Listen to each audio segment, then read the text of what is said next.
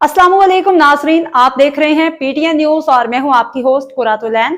शामिल करते हैं आज की अहम खबरें।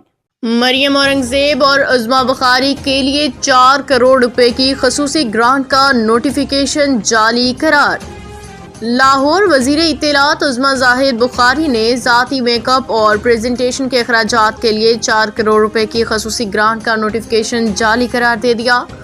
सोशल मीडिया पे हालिया दिनों एक नोटिफिकेशन गर्दिश करता रहा जिसमें दावा किया गया कि पंजाब हुकूमत ने सीनियर वजीर पंजाब मरियम औरंगजेब और वजीर इत्तलात और सकाफत पंजाब उज़्मा जाहिद बुखारी के ज़ाती मेकअप और प्रेजेंटेशन के अखराजात के लिए 4 करोड़ रुपए की खसूसी ग्रांट मंजूर की है।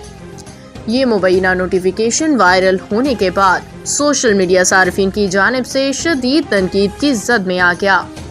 ताहम इस मामले पे रद्द अमल देते हुए वजीर इत्तलात और सकाफत पंजाब उज़्मा जाहिद बुखारी ने इस नोटिफिकेशन को जाली और मनगढ़ंत करार दिया।